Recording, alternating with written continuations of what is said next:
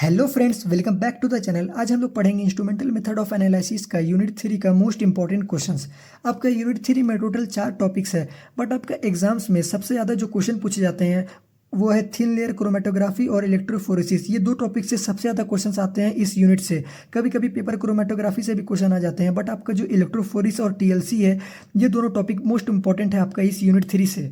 इस वीडियो में मैं आपको इन्हीं टॉपिक्स के मोस्ट इंपॉर्टेंट क्वेश्चंस को पढ़ाने वाला हूं, जैसे कि टीएलसी का प्रिंसिपल, मेथोडोलॉजी और एप्लीकेशन। ये क्वेश्चन लगभग 10 मार्क्स में आता है। फिर उसके बाद इलेक्ट्रोफोरेसिस का हम लोग डेफिनेशन पढ़ेंगे, फैक्टर अफेक्टिंग इलेक्ट्रोफोरेटिक मोबिलिटी पढ़ेंगे, और फिर टेक्निक्स ऑफ इलेक्ट्रोफोरेसिस पढ़ेंगे, और फिर हम लोग पेपर क्रोमेटोग्राफी का डेफिनेशन और फिर इसका डेवलपमेंट टेक्निक्स पढ़ेंगे। अगर आपका कल एग्जाम है और आपको जल्दी से अपना इंस्ट्रूमेंटल मेथड ऑफ एनालिसिस का टॉपिक्स को कवर करना है, तो ये वीडियो आपके लिए बेस्ट होने वाला है। तो चलिए वीडियो को स्टार्ट करते हैं।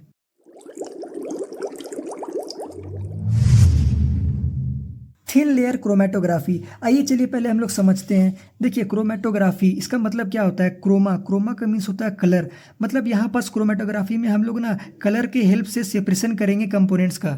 देखिए यहाँ पे होता क्या है, हम लोग एक प्लेट लेते हैं, थिन प्लेट, उस पर हम लोग ना स्टेशनरी फेज उस पर लगा देते हैं, और फिर हम लोग जो सैंपल्स का कंपोनेंट का सेपरेशन करना है उसको इस प्लेट में नीचे ऐसे लगा देंगे। और फिर क्या करेंगे, हम लोग टीएलसी चैम्बर रहता है एक, उस पर हम लोग इस प्लेट को डीप कर देंगे, और इस चैम्बर में हमारा मोबाइल फेज रहता है नीचे की तरफ। तो देखिए यहाँ पर दो फेज रहता है, एक मोबाइल फेज रहेगा यहाँ पास और एक स्टेशनरी फेज हमारा इस प्लेट में रहेगा। देखिए स्टेशनरी फेज का मतलब ना, ये जो फेज है ना ये मूव नहीं करेगा, ये एक ही जगह पे स्टॉप रहेगा। और ये जो हमारा मोबाइल फेज है ना ये मूव करता है। मतलब कि देखिए हमारा यहाँ पे जो मोबाइल फेज है ना, एग्जाम्पल के लिए मैं यहाँ पे ब्लू मोबाइल फेज बनाया हूँ। जैसे कि ये देखिए जो ब्लू है ये मोबाइल फेज है हमारा। तो यहाँ पर जब हम लोग प्लेट को यहाँ पर डिप करेंगे ना, तो ये जो मोबाइल फेज है ना ये धीरे धीरे ऊपर जाएगा। मतलब अगेंस्ट ग्रेविटी के थ्रू ये ऊपर जाएगा धीरे धीरे इस प्लेट में, क्योंकि ये तो मोबाइल फेज है, ये मूव करेगा तो ये ऊपर मूव करता है अगेंस्ट ग्रेविटी। आप इतना याद रखना। अब देखिए होता क्या है, यहाँ पास हमारा यहाँ पे देखिए, यहाँ पे तो हमारा सैंपल है। जब हम लोग इस प्लेट को यहाँ रखेंगे ना, तो जब ये मोबाइल फेज ऊपर जाएगा ना धीरे धीरे, तो हम लोग का सैंपल भी साथ में मोबाइल फेज के साथ ऊपर जाएगा धीरे धीरे।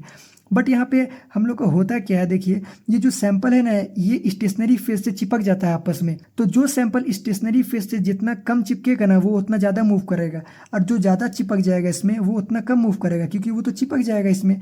अब देखिए जैसे कि मोबाइल फेज जब इसके ऊपर जाएगा ना धीरे धीरे, तो जैसे कि एग्जाम्पल में यहाँ पे देखिए मैंने ग्रीन कंपोनेंट बनाया हूँ, तो ये जो कंपोनेंट है ना ये स्टेशनरी फेज से कम चिपका है। मतलब कि इसका एफिनिटी कम है स्टेशनरी फेज के थ्रू, तो इसलिए ये ज़्यादा मूव कर गया मोबाइल फेज के साथ। और उसके बाद जैसे कि यहाँ पर देखिए पर्पल कंपोनेंट मैंने बनाया है, इसका जो स्टेशनरी फेज के साथ एफिनिटी था ना वो ज़्यादा था। मतलब ये ज़्यादा चिपका था, तो ये जब ज़्यादा चिपका था तो ये मूव नहीं कर पाया उतना, तो इसलिए इसका एफिनिटी स्टेशनरी फेज से ज़्यादा था तो ये मूव नहीं कर पाया। और इस कंपोनेंट का जो एफिनिटी था स्टेशनरी फेज से वो कम था, इसलिए ये ज़्यादा मूव कर पाया मोबाइल फेज के साथ। तो इसी के थ्रू हम लोग यहाँ पे सेपरेशन करते हैं इसी कंपोनेंट का, इसी एफिनिटी के बेसिस पे। तो देखिए यहाँ पे होता क्या है, थिन लेयर क्रोमेटोग्राफी में हमारा इसका प्रिंसिपल क्या है, thin layer chromatography based on the principle of adsorption. मतलब यहाँ पे जो एडजॉर्प्शन हो रहा है ना इस कंपोनेंट का इस स्टेशनरी फेज में, इसी के बेस में इसका प्रिंसिपल होता है। जैसे कि अ थिन लेयर ऑफ एड्जॉर्बेंट, जैसे कि जो सिलिका जेल है ना हमारा, ये एड्जॉर्बेंट है हमारा, इस पे जो हम लोग लगाए हैं ना स्टेशनरी फेज, तो हमारा जैसे कि यहाँ पर सिलिका जेल हम लोग कभी कभी यूज़ करते हैं, तो सिलिका जेल एक एड्जॉर्बेंट है। तो a thin layer of adsorbent is coated on a plate, mobile phase solvent moves upward on the plate by capillary action. ये जो मोबाइल फेज है ना ये ऊपर मूव करता है, ये जो अगेंस्ट ग्रेविटी के मूव करता है ना, तो इसको हम लोग कैपिलरी एक्शन बोलते हैं। तो यही यहाँ पे बोला गया है, mobile phase solvent moves upward on the plate by capillary action. फिर देखिए उसके बाद क्या होता है, the component that has more affinity toward stationary phase travel slower. देखिए जैसे कि ये जो कंपोनेंट है ना, जैसे कि यहाँ पास पर्पल कंपोनेंट है, इसका जो एफिनिटी है ना ये ज़्यादा है स्टेशनरी फेज से, तो ये कम दूर ट्रैवल किया है, ये यहीं तक ट्रैवल किया है। और ये जो ग्रीन वाला है ना, इसका एफिनिटी कम है स्टेशनरी फेज से, मतलब ये कम चिपका है, तो ये दूर ट्रैवल किया है। तो इसी एफिनिटी के बेसिस पे हम लोग यहाँ पे सेपरेशन करते हैं कंपोनेंट का। तो वही बोला गया है यहाँ पर, जैसे कि and the components which has lesser affinity toward stationary phase travel faster, the component are separated based on the affinity toward the stationary phase. तो आप लोग को टीएलसी लगभग बेसिक में समझ में आ ही गया होगा। तो इसका सिंपल सा ये प्रिंसिपल था, आप इसको याद कर लेना। अब नेक्स्ट टॉपिक है हमारा मेथडोलॉजी ऑफ टीएलसी। इसमें कुछ नहीं है, बस जो कंपोनेंट हम लोग जो लिए हैं ना उसके बारे में यहाँ पर लिखना है। जैसे कि हमारा सबसे पहला स्टेशनरी फेज मैंने आपको बताया था, ये एड्सॉर्बेंट होता है। तो कुछ एड्सॉर्बेंट जैसे कि इसका एग्जांपल है सिलिका जेल, एल्यूमिना, सेल्यूलोज और पॉलीएमाइड, आप इसको यहाँ पे लिख लेना। उसके बाद मोबाइल फेज, ये जो हमारा मोबाइल फेज है ना ये दो चीज पे डिपेंड करता है। सबसे पहला जो सब्सटेंस का हम लोग सेपरेशन कर रहे हैं ये उसका नेचर पे डिपेंड करता है, और दूसरा जो मटेरियल हम लोग यूज कर रहे हैं सेपरेशन करने के लिए ये उस पर डिपेंड करता है। तो सिंपल आपका मोबाइल फेज पे आप ये लिख दोगे आपको हो जाएगा। उसके बाद नेक्स्ट है हमारा प्रिपरेशन ऑफ ग्लास प्लेट। जो ग्लास प्लेट हम लोग जो यूज किए थे इसका प्रिपरेशन हम लोग के बारे में हम लोग यहाँ पे लिखना है। ये जो प्लेट है हमारा, इस प्लेट पे हम लोग एक थिन लेयर का स्लरी लगाते हैं, जैसे कि जो हमारा जेल रहता है। तो उसी को कैसे इस प्लेट में हम लोग लगाते हैं उसी का 4 मेथड यहाँ पर हम लोग को पढ़ना है। एक है पोरिंग जिसपे हम लोग पोर्ट करते हैं अपना प्लेट को, और दूसरा डिपिंग जिसपे हम लोग डिप करते हैं, और तीसरा है स्प्रेइंग जिसपे हम लोग स्प्रे करते हैं। जैसे कि कैसे हम लोग कोई चीज़ को स्प्रे करते थे उसी तरह स्प्रे कर देते हैं अपना जेल को प्लेट में। और चौथा है स्प्रेडिंग, हम लोग स्प्रेड कर देते हैं जेल को, जो स्लरी रहता है उसको प्लेट में। तो इसी 4 मेथड से हमारा जो स्लरी है जो जेल है उसको हम लोग अप्लाइड करते हैं प्लेट में। तो इसी से हमारा प्लेट तैयार हो जाता है। अब नेक्स्ट है हमारा एक्टिवेशन ऑफ प्लेट। ये जो प्लेट हम लोग ने अभी बनाया है उसको हम लोग एक्टिवेट करने के लिए ना 100 से 120 डिग्री सेल्सियस तक उसको हम लोग ओवन में रखते हैं 1 आवर के लिए। मतलब 1 घंटा तक हम लोग उसको रखना पड़ता है ओवन में 100 से 120 डिग्री सेल्सियस तक, तब हमारा जो प्लेट है वो एक्टिवेट हो जाता है। अब नेक्स्ट है हमारा सैंपल एप्लीकेशन। देखिए ये सैंपल एप्लीकेशन का मतलब यहाँ पास क्या होता है, हमारा जो टोटल जो सैंपल रहता है ना हम लोग उसमें से सिर्फ 0.1% सॉल्यूशन ही हम लोग अपना प्लेट में लगाएंगे। जैसे कि जो हमारा ये जो प्लेट होता है ना इस प्लेट में हम लोग अपना सैंपल का सिर्फ 0.1% सॉल्यूशन को ही यहाँ पास लगाएंगे। और हम लोग लगाते हैं by the help of micro syringe, capillaries या फिर माइक्रो पिपेट। इन तीनों की हेल्प से हम लोग यहाँ पे सैंपल को ऐड करेंगे। और दूसरा बात यहाँ पर क्या होता है, जो हमारा सॉल्वेंट होता है ना जैसे कि जो हमारा मोबाइल फेज है ये वोलाटाइल नेचर का होना चाहिए। तो सिंपल हमारा सैंपल एप्लीकेशन यही था। अब नेक्स्ट है हमारा डेवलपमेंट टैंक। ये जो हमारा डेवलपमेंट टैंक है ये सिंपल एक चैम्बर रहता है जिसपे कि बहुत अलग अलग साइज का टीएलसी प्लेट लगा हुआ रहता है इस पे। और यहाँ पास क्या होता है ना यहाँ पास कुछ फिल्टर पेपर भी लगा हुआ रहता है जिसपे कि जो हमारा मोबाइल फेस है ना, जैसे कि यहाँ पास देखिए ये चैम्बर मैंने आपको बना के दिखाया है। जैसे कि 4 प्लेट मैंने यहाँ पे बनाया है। जैसे कि ये ब्लैक वाला जो है ये प्लेट्स लगा हुआ है, और ये देखिए फिल्टर पेपर भी इसके साथ में है, और यहाँ पर मोबाइल फेस भी नीचे है। और ये जो फिल्टर पेपर होता है ना इस पे ना मोबाइल फेस का हल्का सा मॉइस्चर भी रहता है। इसका मदद से क्या होता है ना ये जो हमारा चैम्बर का जो एटमॉस्फेयर है ना ये सैचुरेटेड रहता है। तो सिंपल हमारा डेवलपमेंट टैंक यही है। बस आप डेवलपमेंट टैंक जब एग्जाम में लिखो तो समझ लेना सिंपल एक चैम्बर है जिसके अंदर टीएलसी प्लेट और फिल्टर पेपर रहता है ये सब। तो आप इसको भी पढ़ लेना, ये बहुत आसान था। अब नेक्स्ट है हमारा डिटेक्शन ऑफ कंपोनेंट्स। ये जो हमारा डिटेक्शन ऑफ कंपोनेंट है ना इसका मतलब देखिए क्या होता है, जो हम लोग टीएलसी प्लेट में हमारा जो कंपोनेंट है ना उसको हम लोग डिटेक्शन करते हैं। तो देखिए जो कंपोनेंट हमारा ये तो कलर्ड है, जो कलर्ड कंपोनेंट रहता है ना हमारा उसको तो हम लोग अपना नेकेड आई से देख के पहचान लेंगे कि ये चलो ये कंपोनेंट कौन सा है, ये कंपोनेंट कौन सा है। बट जो हमारा कलरलेस कंपोनेंट होता है ना, बहुत सारा कंपोनेंट क्या होता है ना कलरलेस होता है, तो उसको हम लोग डिटेक्ट करने के लिए क्या करते हैं हम लोग कुछ रिएजेंट का यूज़ करते हैं। जैसे कि मैं यहाँ पास एक एजेंट का डायग्राम बनाया हूँ ताकि आपको याद हो पाए कि हम लोग यहाँ पास कुछ एजेंट वर्ड यूज़ करते हैं। तो हम लोग रिएजेंट का यूज़ करते हैं जो कि क्या करता है ना हमारा जो कलरलेस स्पॉट है ना उसको डिटेक्शन में हेल्प करता है, उसमें जो कौन सा कंपोनेंट है। जैसे कि हमारा एक आयोडीन चैम्बर एक रिएजेंट है। जब हम लोग कोई टीएलसी प्लेट को आयोडीन चैम्बर में लगाते हैं तो उस पर जो कलरलेस स्पॉट है ना वो क्या करता है ना ब्राउन कलर में चेंज हो जाता है। तो इसका मदद से भी हम लोग कंपोनेंट का डिटेक्शन करते हैं। और फिर हम लोग क्या करते हैं, दूसरा क्या करते हैं यूवी लाइट का भी यूज़ करते हैं। जो हमारा कलरलेस स्पॉट है ना, जैसे कि हमारा ये टीएलसी प्लेट है, मान के चलिए यहाँ पास कोई कलरलेस स्पॉट है, तो ये यूवी लाइट क्या करेगा, जब इस कलरलेस स्पॉट से पास करेगा ना तो इस पे जो कंपोनेंट है ना स्पॉट में वो क्या करते हैं फ्लोरेसेंस इमिट करते हैं। तो हम लोग उसका हेल्प से भी यहाँ पास कंपोनेंट का डिटेक्शन करते हैं। और तीसरा हम लोग 9 हाइड्रीन रिएजेंट भी लेते हैं। ये क्या करता है, जो हमारा व्हाइट बैकग्राउंड रहता है ना कलरलेस स्पॉट का, ये उसको पिंक टू पर्पल में कन्वर्ट कर देता है, जिसकी मदद से हम लोग उसका भी कंपोनेंट का डिटेक्शन कर लेते हैं। तो सिंपल हमारा ये डिटेक्शन ऑफ कंपोनेंट यही था, मतलब जो हमारा कंपोनेंट है टीएलसी प्लेट में उसका हम लोग डिटेक्शन कैसे करते हैं। तो सिंपल यही था, ये हम लोग का मेथोडोलॉजी कंप्लीट हो गया। अब नेक्स्ट है हमारा एप्लीकेशन ऑफ टीएलसी। टीएलसी का एप्लीकेशन कहाँ कहाँ होता है, देखिए टीएलसी का यूज़ हम लोग प्योरिटी ऑफ गिवन सैंपल को चेक करने में यूज़ करते हैं, और फिर identification of compound like acid, alcohol और प्रोटीन, इसका ये सब जो कंपाउंड है उसका हम लोग आइडेंटिफिकेशन में यूज़ करते हैं टीएलसी का। अगर कोई मिक्सर में हमारा अमीनो एसिड है उसका सेपरेशन करने में भी ये टीएलसी यूज़ करता है। और फिर बहुत सारा हम लोग को मल्टी कंपोनेंट का सेपरेशन में भी यूज़ करता है फार्मास्यूटिकल प्रोडक्ट्स का। तो सिंपल हमारा ये एप्लीकेशन था टीएलसी का। तो हम लोग का ये टीएलसी का टॉपिक कंप्लीट हो गया, प्रिंसिपल, मेथोडोलॉजी और एप्लीकेशन। अगर ये तीनों आपको क्वेश्चन आएगा ना, प्रिंसिपल, मेथोडोलॉजी और एप्लीकेशन, तो ये 10 मार्क्स में क्वेश्चन आता है। तो मैंने जो जितना आपको पढ़ाया है आप इसको लिख देना, तो लगभग आपको 9 से 10 मार्क्स आपका यहाँ से आ जाएगा। अब नेक्स्ट हम लोग पढ़ेंगे इलेक्ट्रोफोरेसी। ये जो टॉपिक है ना इलेक्ट्रोफोरेसिस, ये आपका बहुत इंपॉर्टेंट टॉपिक है, ये टीएलसी से भी ज़्यादा इंपॉर्टेंट है। इसका जो फैक्टर अफेक्टिंग इलेक्ट्रोफोरेटिक मोबिलिटी है ना, ये लगभग 5 मार्क्स में क्वेश्चन आता है इसका, तो ये भी इंपॉर्टेंट है। तो चलिए हम लोग इसको पढ़ते हैं, इसका डेफिनेशन, इसका फैक्टर अफेक्टिंग इलेक्ट्रोफोरेटिक मोबिलिटी और इसका टेक्निक्स ऑफ इलेक्ट्रोफोरेसिस हम लोग पढ़ते हैं। तो चलिए स्टार्ट करते हैं। इलेक्ट्रोफोरेसिस, देखिए ये जो इलेक्ट्रोफोरेसिस है ना, ये 2 वर्ड से मिलके बना है। जैसे कि इलेक्ट्रो, इसका मतलब होता है इलेक्ट्रिकल फील्ड, और जो फोरेसिस होता है इसका मतलब होता है माइग्रेशन। तो इलेक्ट्रोफोरेसिस का मतलब होता है क्या है, हमारा इलेक्ट्रिक फील्ड के थ्रू हमारा जो चार्ज पार्टिकल है ना उसका माइग्रेशन होता है, उसको हम लोग इलेक्ट्रोफोरेसिस बोलते हैं। जैसे कि यहाँ पे होता क्या है, जैसे कि जो चार्ज पार्टिकल है ना उसका माइग्रेशन होता है, जो नेगेटिव चार्ज पार्टिकल है ना वो जाके एनोड में जाके चिपक जाता है इलेक्ट्रिक फील्ड के कारण।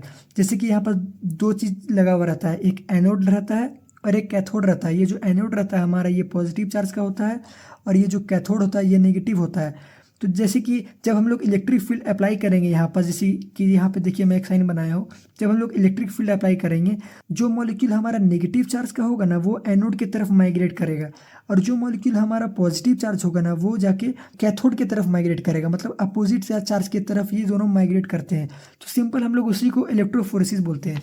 देखिए इसका डेफिनेशन क्या है, इलेक्ट्रोफोरेसिस में be defined as the migration of charge particle through a solution under the influence of an external electrical field. तो सिंपल है, इसका ये डेफिनेशन था, आप इसको ये लिख लेना। और इसका जो रेट ऑफ माइग्रेशन है ना वो डिपेंड करता है इसका नेट चार्ज में, इसमें कितना नेट चार्ज है, इस पर कितना करंट अप्लाई किया जा रहा है, और एक मॉलिक्यूल का साइज, शेप, ये उस पर डिपेंड करता है इसका रेट ऑफ माइग्रेशन। और इसका जो फॉर्मूला होता है इलेक्ट्रोफोरेसिस का, आप इसको भी एग्जाम में लिख लेना, म्यू इक्वल टू Q/6πRN। ये जो म्यू है ना, इसका मतलब होता है इलेक्ट्रोफोरेटिक मोबिलिटी, और ये जो Q होता है ये चार्ज ऑफ द मॉलिक्यूल है, हमारा जो मॉलिक्यूल में चार्ज होता है ये उसको डिनोट करता है, और जो R है ये रेडियस ऑफ द मॉलिक्यूल, और जो N है ये विस्कोसिटी ऑफ द मॉलिक्यूल। तो सिंपल हमारा ये इलेक्ट्रोफोरेसिस का डेफिनेशन था।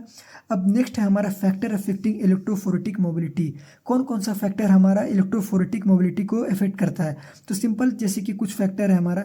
सबसे पहले हम लोग चार्ज है हमारा, तो higher the charge greater is the electrophoretic mobility, मतलब जितना चार्ज, मतलब यहाँ पर चार्ज जितना ज़्यादा होगा ना तो इलेक्ट्रोफोरेटिक का मोबिलिटी भी उतना ज़्यादा होगा, मतलब उतना ज़्यादा चार्ज यहाँ पे माइग्रेट करेगा। तो सिंपल चार्ज इफेक्ट करता है हमारा इलेक्ट्रोफोरेटिक मोबिलिटी का। और सेकेंड है हमारा साइज। इस पर देखिए, अगर साइज जितना ज़्यादा बड़ा होगा ना वो उतना कम मूव करेगा, वो मतलब वो उसका इलेक्ट्रोफोरेटिक मोबिलिटी उतना कम होगा। अगर साइज जितना छोटा होगा उसका इलेक्ट्रोफोरेटिक मोबिलिटी उतना ज़्यादा होगा, मतलब इलेक्ट्रोफोरेटिक मोबिलिटी हमारा इन्वर्सली प्रोपोर्शनल होता है साइज से। अब नेक्स्ट है हमारा विस्कोसिटी ऑफ द मीडियम, मतलब विस्कोसिटी जो है ना वो भी हमारा इन्वर्सली प्रोपोर्शनल होता है इलेक्ट्रोफोरेटिक मोबिलिटी से। तो the electrophoretic mobility is inversely proportional to the viscosity of the medium. यहाँ पास होता है क्या, मतलब अगर हमारा विस्कोसिटी ज़्यादा होगा तो मतलब सिंपल सा बात है, अगर विस्कोसिटी ज़्यादा होगा तो ये मूव कम कर पाएगा, तो सिंपल उसी पे डिपेंड करता है। अगर विस्कोसिटी ज़्यादा होगा तो इलेक्ट्रोफोरेटिक मोबिलिटी कम होगा, अगर विस्कोसिटी कम होगा तो इलेक्ट्रोफोरेटिक मोबिलिटी ज़्यादा होगा। ये दोनों आपस में इन्वर्सली प्रोपोर्शनल रहेंगे। अब नेक्स्ट है हमारा इलेक्ट्रिकल फील्ड। तो सिंपल सा बात है, अगर इलेक्ट्रिकल फील्ड बढ़ाएंगे तो मोबिलिटी ज़्यादा होगा, तो mobility increases with increase in voltage. अब नेक्स्ट टेम्परेचर, अगर देखिए टेम्परेचर बढ़ेगा तो इलेक्ट्रोफोरेटिक मोबिलिटी भी बढ़ेगा। तो simple electrophoretic mobility is directly proportional to the temperature. Next है हमारा आयोनिक स्ट्रेंथ। ये जो हमारा इलेक्ट्रोफोरेटिक मोबिलिटी है ना, ये ionic strength of the buffer पे इन्वर्सली प्रोपोर्शनल होता है, मतलब कि if the ionic strength of the buffer increases the electrophoretic mobility decreases. मतलब जो बफर में हमारा जो आयन का स्ट्रेंथ होगा ना, अगर वो जितना ज़्यादा होगा तो इलेक्ट्रोफोरेटिक मोबिलिटी उतना कम होगा। तो सिंपल ये उस पर डिपेंड करता है, इन्वर्सली प्रोपोर्शनल होता है हमारा इलेक्ट्रोफोरेटिक मोबिलिटी इस आयनिक स्ट्रेंथ ऑफ द बफर पे। तो सिंपल आप ये 5 से 6 पॉइंट लिख देना यहाँ पर फैक्टर अफेक्टिंग इलेक्ट्रोफोरेटिक मोबिलिटी का, तो आपका हो जाएगा। अब नेक्स्ट टॉपिक है हमारा इसका टाइप्स ऑफ इलेक्ट्रोफोरेसिस। तो सबसे पहले हम लोग आइए पढ़ते हैं जेल इलेक्ट्रोफोरेसिस। जेल इलेक्ट्रोफोरेसिस, इस टेक्निक में हम लोग सिंपली जेल का यूज़ करते हैं अपना सैंपल का सेपरेशन करने के लिए। बेसिकली हम लोग डीएनए, आरएनए या फिर प्रोटीन का सेपरेशन करते हैं इस जेल इलेक्ट्रोफोरेसिस में। तो आइए इसको समझते हैं हम लोग इसको करते कैसे हैं। जैसे कि हम लोग का एक इंस्ट्रूमेंट होता है जिसपे हम लोग का पूरा जेल लगा हुआ रहता है। बहुत सारे जेल का हम लोग यूज़ करते हैं इस मेथड में, जैसे कि हमारा स्टार जेल यूज़ होता है अगर, या फिर एग्रोस जेल यूज़ होता है, या फिर हमारा पॉलीएक्राइल एमाइड जेल यूज़ होता है। तो हम लोग ये इंस्ट्रूमेंट रहता है, उस पर हम लोग एक तरफ कैथोड वायर होता है, एक तरफ एनोड वायर होता है, और फिर हम लोग पावर सोर्स से इसमें इलेक्ट्रिक सप्लाई करते हैं इस इंस्ट्रूमेंट में। अब यहाँ पास होता क्या है, देखिए ये जो है ना हमारा पूरा जेल लगा हुआ होता है इसका इतना पार्ट में, और फिर यहाँ पर सैंपल होल्स होता है जिसपे हम लोग सैंपल रखते हैं। जब इसमें इलेक्ट्रोफोरेसिस किया जाता है ना, तो ये सैंपल इसी जेल में मूव करता है। जो सैंपल जितना बड़ा होगा ना उसका मूवमेंट उतना कम होगा, उतना छोटा होगा, और जो सैंपल जितना छोटा होगा ना उसका मूवमेंट उतना ज़्यादा होगा, वो उतना आगे मूव करेगा। तो सिंपल सी बात है, जो जितना बड़ा होगा वो कम मूव कर पाएगा, जो जितना छोटा है वो ज़्यादा मूव कर पाएगा। तो यहाँ पर देखिए मैं यहाँ पे डायग्राम में आपको इसी को समझाया हूँ। जैसे कि ये एक हमारा पूरा इंस्ट्रूमेंट है, इस पर हमारा सैंपल है। जब हम लोग इस पे इलेक्ट्रोफोरेसिस कराए ना, तो यहाँ पास क्या हुआ, जो लार्ज मॉलिक्यूल है ना वो कम डिस्टेंस ट्रैवल किया, और जो स्मॉल मॉलिक्यूल है वो ज़्यादा डिस्टेंस ट्रैवल किया।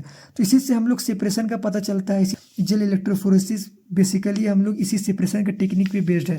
तो सिंपल यहाँ पे देखिए, gel electrophoresis is a laboratory method use to separate mixtures of DNA, RNA और protein according to their molecular size. ये जो हमारा साइज का सेपरेशन पे था ना, इसी पे थ्रू हमारा ये बेस्ड है। यहाँ पे हम लोग जेल यूज़ करते हैं। अब यहाँ पर सिंपल है, देखिए samples are placed in wells of the gel and applying an electric current which allows the molecule to move through the matrix at different rates toward the anode. जो हमारा ये सैंपल है, ये अगर नेगेटिव चार्ज है ये anode की तरफ मूव करेगा क्योंकि ये पॉजिटिव चार्ज है। सिंपल उसी के बेसिस पे हम लोग यहाँ पर सेपरेशन होता है। आइए अब जेल इलेक्ट्रोफोरेसिस का हम लोग एप्लीकेशन देखते हैं। जैसे कि ये हम लोग ना DNA फ्रैगमेंट्स का सेपरेशन में यूज़ करते हैं जेल इलेक्ट्रोफोरेसिस को, या फिर हम लोग मॉलिक्यूलर वेट ऑफ प्रोटीन का एस्टिमेशन में भी यूज़ करते हैं, या फिर हम लोग प्यूरिफिकेशन ऑफ प्रोटीन में भी यूज़ करते हैं जेल इलेक्ट्रोफोरेसिस। और ये हम लोग को ना जेनेटिक फिंगरप्रिंटिंग में भी यूज़ होता है ये जेल इलेक्ट्रोफोरेसिस, PCR प्रोडक्ट का एनालिसिस करने में। सिंपल ये हमारा जेल इलेक्ट्रोफोरेसिस था। अब नेक्स्ट है हमारा कैपिलरी इलेक्ट्रोफोरेसिस। कैपिलरी इलेक्ट्रोफोरेसिस, देखिए यहाँ पास नाम से ही पता चल रहा है कैपिलरी, मतलब हम लोग कैपिलरी का यूज़ करते हैं इस इलेक्ट्रोफोरेसिस टेक्निक में। देखिए इस डायग्राम से मैं आपको समझाने की कोशिश करता हूँ इस मेथड को। देखिए यहाँ पास हम लोग दो चैम्बर लेते हैं, दो बफर का चैम्बर रहता है, एक पे एनोड रहता है और एक पे कैथोड रहता है। मतलब एनोड मतलब पॉजिटिव चार्ज और कैथोड मतलब नेगेटिव चार्ज। और ये दोनों बफर एक कैपिलरी ट्यूब से कनेक्टेड होता है। ये कैपिलरी ट्यूब बहुत पतला होता है। ये देखिए जो बेंड वायर है ना, ये कैपिलरी ट्यूब है हमारा, ये कनेक्टेड होता है दो बफर सॉल्यूशन से। और यहाँ पास हमारा एक डिटेक्टर लगा हुआ रहता है इस चार्ज का मूवमेंट या फिर माइग्रेशन को डिटेक्ट करने के लिए। जब हम लोग यहाँ पास हाई इलेक्ट्रिसिटी पास करेंगे यहाँ पास, तो क्या होता है ना, जो हमारा इस सैंपल में जो पॉजिटिव चार्ज वाला जो मॉलिक्यूल होता है ना, वो इस कैपिलरी ट्यूब के थ्रू मूव करेगा इस नेगेटिव बफर वाले सॉल्यूशन में। और जो हमारा ये पार्टिकल जो मूव करेगा ना इस सॉल्यूशन में, वो इलेक्ट्रोऑस्मोसिस या फिर इलेक्ट्रोफोरेटिक मोबिलिटीज़ के थ्रू मूव करता है, वो यहाँ से यहाँ मूव करेगा। तो उसी मूवमेंट के थ्रू हम लोग इसका सेपरेशन और फिर माइग्रेशन का पता करते हैं। तो सिंपल हम लोग का कैपिलरी इलेक्ट्रोफोरेसिस इसी पे बेस्ड है। जैसे कि देखिए, capillary tube is placed between two buffer reservoir. जो हमारा कैपिलरी ट्यूब है ना, ये दो बफर रिजर्वायर के बीच में प्लेस्ड है। And an electrical field is applied. Separation of molecule depends on electroosmosis and electrophoretic mobility. जब यहाँ पे इलेक्ट्रिसिटी पास होगा तो हमारा जो मॉलिक्यूल है वो मूव करेगा इस कैपिलरी ट्यूब से पॉजिटिव से नेगेटिव की तरफ। जो पॉजिटिव वाला मॉलिक्यूल है वो नेगेटिव की तरफ मूव करेगा इस कैपिलरी ट्यूब से। सिंपल हमारा इसी के बेसिस पे इसका प्रिंसिपल भी है। देखिए, the principle behind this electrophoresis is that charge molecule will migrate toward the opposite pole and separate from each other based on physical characteristic. Simple था इसका एक कैपिलरी इलेक्ट्रोफोरेसिस। अब आइए इसका एप्लीकेशन देख लेते हैं, एप्लीकेशन क्या क्या है। जैसे कि देखिए, सिंपल है, ये सेपरेशन ऑफ बायोलॉजिकल मॉलिक्यूल, ये बायोलॉजिकल मॉलिक्यूल का सेपरेशन में यूज़ होता है। और फिर पेप्टाइड या फिर एमिनो एसिड का सेपरेशन में भी इसका यूज़ किया जाता है। और इसको हम लोग ह्यूमन का जो जीनोम होता है ना, उसका सीक्वेंसिंग में या फिर सेपरेटिंग ऑफ DNA में भी यूज़ करते हैं इस कैपिलरी इलेक्ट्रोफोरेसिस का। अब लास्ट है हमारा पेपर इलेक्ट्रोफोरेसिस। देखिए, ये जो हमारा 3 इलेक्ट्रोफोरेसिस का जो टेक्निक है ना, जेल इलेक्ट्रोफोरेसिस, कैपिलरी इलेक्ट्रोफोरेसिस और पेपर इलेक्ट्रोफोरेसिस, कभी कभी सिंपल ये भी ना 5 या फिर 7 मार्क्स में पूछ दिया जाता है, explain the types of electrophoresis in brief. तो आप ब्रीफ में भी इस तीनों के बारे में लिख देना, आपको लगभग मार्क्स मिल ही जाएगा। अब देखिए, लास्ट वाला है बचा है हमारा पेपर इलेक्ट्रोफोरेसिस। आइए इसको समझते हैं अब हम लोग। ये देखिए ये सिंपल है, बस यहाँ पर जो इलेक्ट्रोफोरेसिस होता है ना वो पेपर में होता है। सिंपल जैसे कि यहाँ इस डायग्राम से देखिए ये दो तरह का होता है, एक हॉरिजॉन्टल पेपर इलेक्ट्रोफोरेसिस होता है और एक वर्टिकल पेपर इलेक्ट्रोफोरेसिस होता है। ये जो हॉरिजॉन्टल होता है इसमें देखिए पेपर सीधा रहता है, सिंपल यहाँ पे भी दो बफर का चैम्बर होता है, यहाँ पे भी एनोड और कैथोड लगा रहता है। तो यहाँ पर जो पार्टिकल का मूवमेंट होता है ना वो इसी पेपर के थ्रू होता है। और ये जो हमारा वर्टिकल पेपर इलेक्ट्रोफोरेसिस होता है ये बस इसका जो शेप होता है ना वो हल्का वी की तरह होता है, वर्टिकल टाइप का यहाँ पर सेंटर में। तो सिंपल बस यहाँ पास हम लोग सैंपल स्पॉट करते हैं, अगर ये पॉजिटिव चार्ज इसमें जो रहेगा वो नेगेटिव की तरफ चला जाएगा, कैथोड की तरफ चला जाएगा। अगर यहाँ पास नेगेटिव चार्ज का हमारा मॉलिक्यूल रहेगा तो वो एनोड की तरफ चला जाएगा। तो सिंपल बेसिकली हमारा सेपरेशन हो जाएगा इसी पेपर के थ्रू। तो बस पेपर इलेक्ट्रोफोरेसिस हमारा यही था, सिंपल था ये। और इसका एप्लीकेशन क्या क्या, ये प्रोटीन्स या फिर अमीनो एसिड का सेपरेशन में यूज़ होता है, separation of enzymes in blood में यूज़ होता है, और या फिर हम लोग एंटीबायोटिक्स का भी सेपरेशन में इसका यूज़ करते हैं। तो हम लोगों ने 3 इलेक्ट्रोफोरेसिस का टेक्निक को भी पढ़ लिया। हम लोगों ने अभी टीएलसी और इलेक्ट्रोफोरेसिस दोनों को पढ़ ही लिया है, इसका इंपॉर्टेंट टॉपिक्स को जो हम लोग एग्जाम में क्वेश्चन आएगा। अब लास्ट बचा है हमारा पेपर क्रोमेटोग्राफी। मैं इसको लास्ट में इसलिए रखा हूँ क्योंकि ये दोनों हमारा सबसे ज़्यादा मेन है, तो पहले आप इसको अच्छा से कंप्लीट कर लेना, उसके बाद अब आइए हम लोग पेपर क्रोमेटोग्राफी का पढ़ लेते हैं। ये बहुत सिंपल है, ऐसा कुछ टफ नहीं है। देखिए इसको समझ लेते हैं हम लोग। देखिए पेपर क्रोमेटोग्राफी में होता क्या है ना, देखिए यहाँ पे नाम से ही पता चल रहा है कि हम लोग पेपर का यूज़ करेंगे।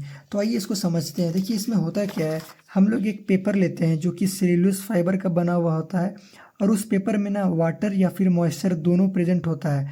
तो यहाँ पास होता क्या है, हम लोग पेपर को एक चैम्बर में ले जाते हैं, जो कि पेपर को हम लोग लटकाते हैं एक हुक से, और उस चैम्बर में हमारे नीचे में मोबाइल फेस रहता है। तो देखिए ये जो पेपर क्रोमेटोग्राफी है ना, ये हमारा पार्टीशन का प्रिंसिपल पे वर्क करता है। तो आइए पहले हम लोग समझते हैं इस पार्टीशन का मतलब क्या होता है। जैसे कि देखिए पार्टीशन का बेसिकल मतलब होता है कि डिस्ट्रीब्यूट होना। तो एक मैं आपको यहाँ पास एक एग्जांपल से समझाता हूँ। जैसे कि एक गिलास है हमारे पास, उसमें वाटर और ऑयल दोनों हैं। तो वाटर और ऑयल दोनों तो मिलेगा नहीं आपस में, तो दोनों सेपरेट रहेगा गिलास में।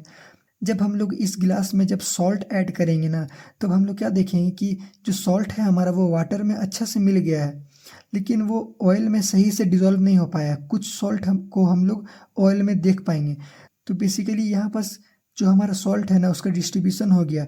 एक सॉल्ट जो वाटर में मिल गया है, अच्छे से घुल गया, और एक सॉल्ट जो ऑयल में हम लोग को दिख रहा है। तो सिंपल यहाँ पास पार्टीशन का बेसिकली यही मतलब होता है कि डिस्ट्रीब्यूट होना। अब देखिए पेपर क्रोमेटोग्राफी में कैसे पार्टीशन का रोल है, यहाँ पास क्या होता है। जैसे कि जो हमारा ये पेपर जो है ना, इस पे हम लोग का सैंपल ऐड करेंगे यहाँ पास। तो जब नीचे से जो मोबाइल फेज है हमारा, जब वो मूव करेगा ऊपर इस पेपर में, तो जब वो मूव करेगा ना, तो जो ये कंपोनेंट है वो इस मोबाइल फेज का लिक्विड को आपस में एब्जॉर्ब कर लेगा। तो जब वो एब्जॉर्ब करेगा ना इस मोबाइल फेज को, तो वो भी साथ में मूव करेगा। तो लेकिन यहाँ पे देखिए एक और चीज़ क्या होता है ना, ये जो हमारा पेपर है, तो पेपर में भी पहले से कुछ वाटर है या फिर मॉइस्चर है, तो उसका भी लिक्विड को एब्जॉर्ब करेगा ये कंपोनेंट। तो अगर ये वाला जो कंपोनेंट है वो अगर इस पेपर का लिक्विड को ज़्यादा एब्जॉर्ब करेगा, तो वो यहीं पे स्टिक रहेगा, वो मोबाइल फेस के साथ मूव नहीं कर पाएगा। लेकिन अगर जो कंपोनेंट इस मोबाइल फेस का लिक्विड को ज़्यादा एब्जॉर्ब कर लेगा, तो वो इस मोबाइल फेस के साथ ऊपर मूव करेगा। तो सिंपल पेपर क्रोमेटोग्राफी का प्रिंसिपल हमारा इसी पार्टीशन पे बेस्ड है। जो कंपोनेंट जिस लिक्विड को ज़्यादा एब्जॉर्ब करेगा वो उसका प्रॉपर्टी शो करेगा। जैसे कि अगर कोई कंपोनेंट इस पेपर वाले लिक्विड को ज़्यादा एब्जॉर्ब कर लेगा, मतलब वो मूव नहीं कर रहा है, ये तो यहीं पे स्टॉप है, तो वो स्टॉप रहेगा यहीं पर, ज़्यादा ऊपर तक नहीं जाएगा। अगर जो कंपोनेंट मोबाइल फेस वाले लिक्विड को एब्जॉर्ब कर लेगा तो वो मूव करेगा, क्योंकि मोबाइल फेस भी ऊपर धीरे धीरे मूव करता है, तो वो ऊपर मूव करेगा मोबाइल फेस के साथ। तो सिंपल इसी के बेस पे हम लोग सेपरेशन करते हैं कंपोनेंट का। तो ये बेसिक हमारा पेपर क्रोमेटोग्राफी का प्रिंसिपल था। तो देखिए इसका डेफिनेशन क्या है। The principle of separation is mainly partition where cellulose fibre of paper contains moisture या फिर water which act as stationary phase and the organic solvent act as the mobile phase. ये simple हमारा paper chromatography था।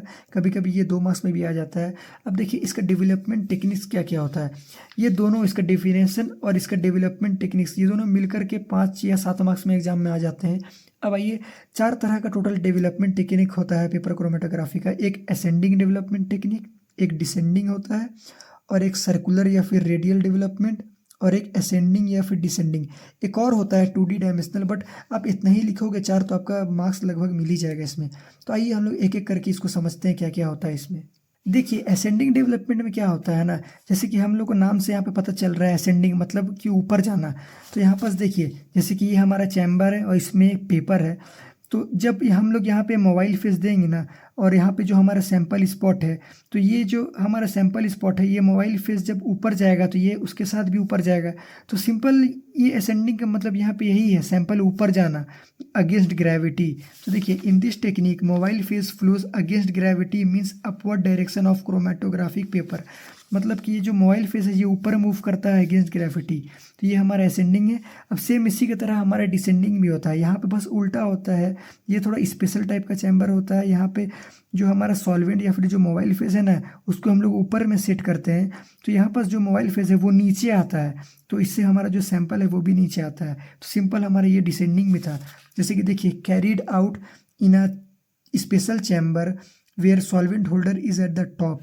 ये जो हमारा solvent holder है ये टॉप में है, spot is kept at top and solvent flows down the paper. Simple ये असेंडिंग डेवलपमेंट था और ये डिसेंडिंग डेवलपमेंट। अब थर्ड है हमारा सर्कुलर या फिर रेडियल डेवलपमेंट। ये थोड़ा सा इंटरेस्टिंग है। देखिए इसमें क्या होता है ना, हम लोग एक पेपर सर्कुलर पेपर लेते हैं और उसमें बीच में हम लोग स्पॉट करते हैं सैंपल का।